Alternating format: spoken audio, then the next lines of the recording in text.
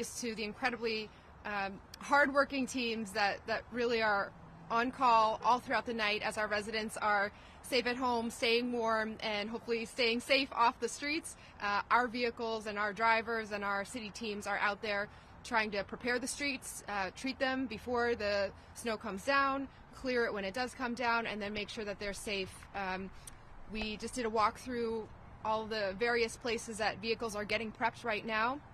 There's a lot of turnover and transformation that happens, and you'll hear a little bit more from Bill and the team about all the work that goes into making sure the same trucks that might be helping with trash pickup or other city services in the spring and summer come in, get outfitted with the salt spreaders, and then are ready to go. Everything gets, the brakes, the lights, everything gets checked so that they're prepared for the storm, and then the teams are on hand all throughout the night in case issues pop up, just to be ready and keep all of our city drivers safe, as well as all of the rest of the community members out there. And so we are thankfully hoping that the projections stay where they have been trending, which is that the weather really will begin tomorrow evening into Sunday, and hopefully let up in time for it to be taken care of before Monday commutes and Monday starts to school.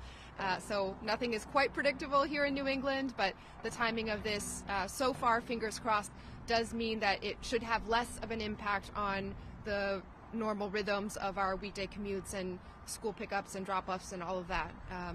It's still a whole lot of work for our teams, and they're going to be out there hour by hour making sure that the city is safe. So I'm just here to say a big thank you to everyone at the city who has been preparing for this for months, and then especially now as they're getting ready for our first real snowstorm this year, making sure that we are fully ready to be able to anticipate whatever might come up. So we have members of our team here representing all of the various facets of what goes into this, and the streets team, streets cabinet, public works, the fleet and vehicle maintenance team. So we're here for your questions on topic, and then if they're off topic, I'll do them off to the side.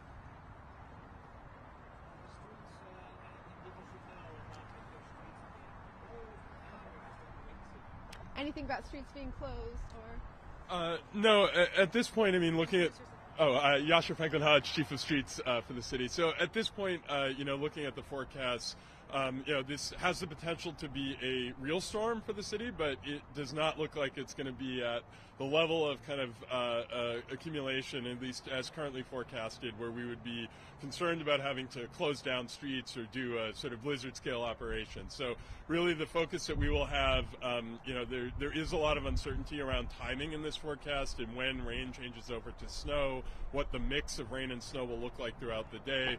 But with a storm like this, we're just going to have crews who are deployed and ready. We'll be able to scale up or down as the weather demands.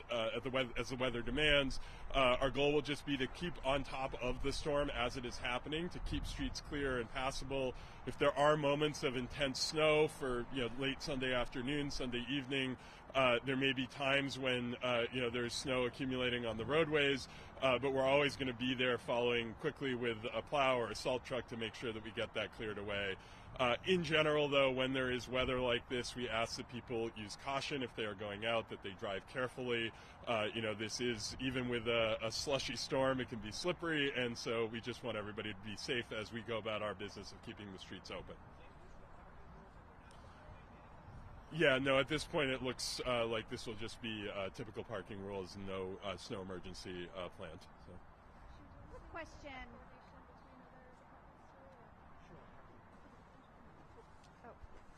Good morning, everyone. Shumain Benford, Chief of Emergency Management for the city. I just want to mention very briefly, echoing the Mayor's comments as well as my colleagues from Public Works, the Emergency Operations Center from Emergency Management will be operational with enhanced monitoring.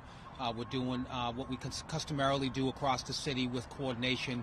We work and have a very open and candid conversation beginning with Public Works, but all of our operational departments that are going to be deployed during the length of this storm to return the city to normalcy and also make it safe for our residents and guests to pass. So we're doing a tremendous amount of work at the city level in coordinating with city departments. We have open lines of communication with our state partners over at MEMA, as well as our nonprofit partners with the Salvation Army and American Red Cross, if in the unlikely instance other occurrences are happened during the storm for which we have to respond to. So I think we're in a very good position with a host of very qualified team members ready to respond to the storm.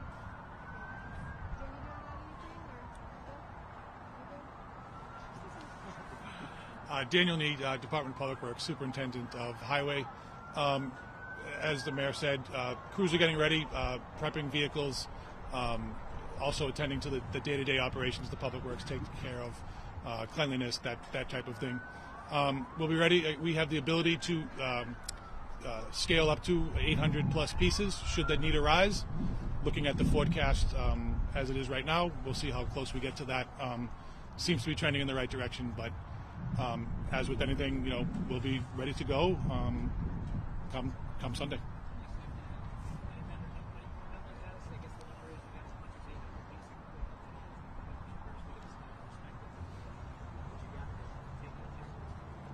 With 49,000 tons of salt on hand across several different yards. That's. Plenty of drivers. I've been speaking all week, which seems like the longest week. Speaking with all of our contracted partners, ready to go, raring to go. Their pieces are up. They're doing the same thing you see here, getting their equipment ready. We'll be ready to go.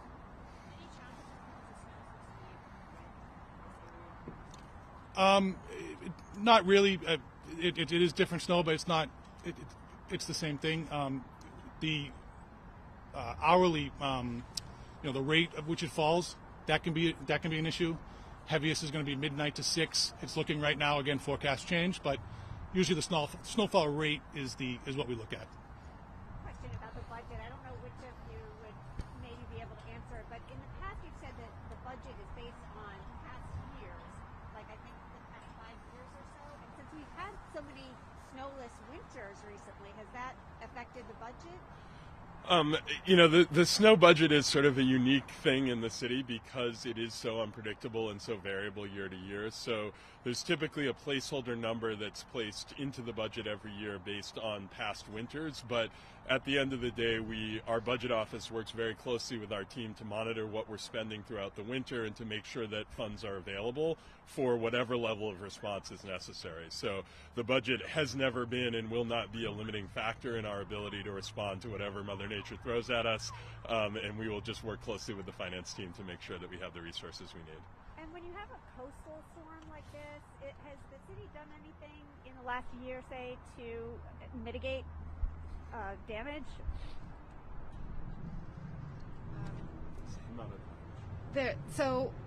There's a lot of I have learned way more about snow and storms than I ever expected to, and as Danny was saying, there's the rate of how fast the precipitation is coming down, when it changes from rain to snow, the exact timing of it as it lines up with tide cycles, the wind speeds, and therefore how many inches of surge we're likely to see during the storm. So it all kind of goes into a big set of models to predict that. We are not, as I understand, predicting that there will be significant storm surge in the timing of this and the rest of how all of that fits together. But we are prepared for anything. And as we've already seen in recent storms, any season of the year, this is more and more of an issue for Boston, needing to manage our coastline and ensure that we are prepared to meet the water and find ways to either absorb it, block it, or be responsive to how we can protect our residents who are living nearby and even further inland, because there are so many flood pathways that can open up and that are getting more and more vulnerable as the water warms and as the water levels rise. And so whether it's conversations about Morrissey Boulevard and the city now firmly being part of the state collaboration to ensure that we're moving forward with the redesign of that, a very key component of that is going to be that very vulnerable part of right near the coastline. How are we lifting that up and ensuring that the resiliency investment is there so that homes all along the coast and more inland are protected. In many other places, we have reached out for federal funding, so the money that's going to Moakley Park, for example, is going to be a huge benefit for flood protection as well. And there are many other investments that the city is making or has secured state or federal funding to partner in making that are bringing improvements to the community, but always including those resiliency and storm protection measures as well. I have a question about Boston's unhoused population. What is the city doing to help people who don't have shelter as the storm hits? Are there any open shelters or warming centers? Yes. So whenever, 365 days a year, our goal is for no one to need to be living on the street and sleeping on the street. And so we have significantly expanded shelter capacity throughout recent years, and especially in recent months in preparation for more capacity that is needed. And our the shelters that are run by the City of Boston, or by the Public Health Commission at the city level, and by our community partners, are in close coordination constantly to manage that capacity and to create overflow space where necessary. We are going to continue to work with our partners to ensure that everyone will have a place to go who needs it in cold weather and during storms. And the ask is that if anyone needs help, if you see someone who looks like they are in need of warmth and shelter, please, you could call in the middle of a storm, that becomes a public health emergency. So please call 911. If you're experiencing something that is not an emergency, for example, you're hoping that snow gets cleared from a certain part of the street, or so that's a 311 call. But when we do see people who are in need of services and vulnerable out in the storm, we ask folks, please reach out so we can get to them as quickly as possible with our outreach teams. Bill, do you want to add anything about the vehicles? Good morning. My name is Bill Coughlin. I'm the Director of Central Fleet. My department's tasked with keeping the vehicles up and running. We started snow prep in late August, early September. We have 175 pieces that are ready to hit the road. We will be on call or standby in the building throughout the storm for any highway needs on maintenance on any of the vehicles.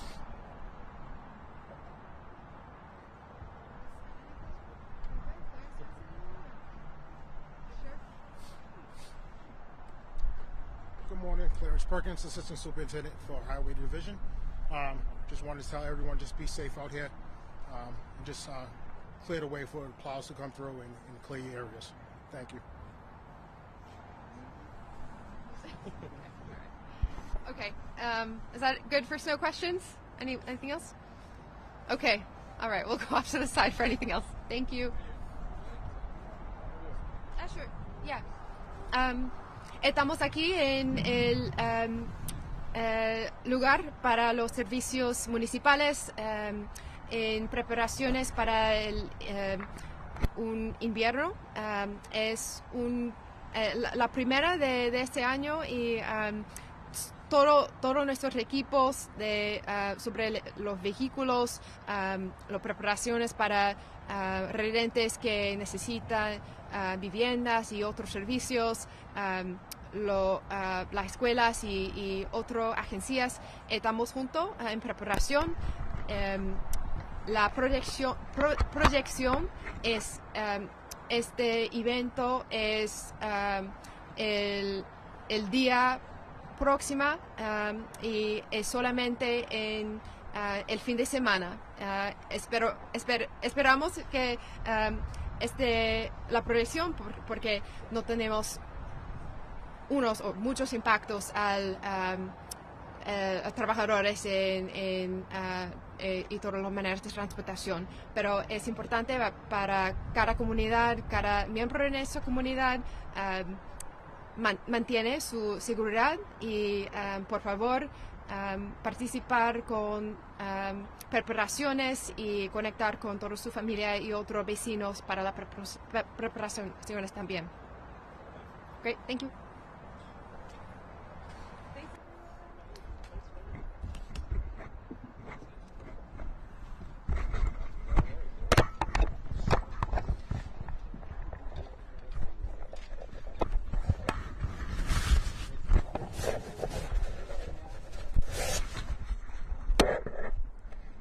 Before everybody's in for. So, Mayor, are you satisfied with the oath taking of Councilor Fernandez? Satisfied. The city charter is clear that all elected city officials must take an oath verbally and by signing the oath book in order to begin their duties.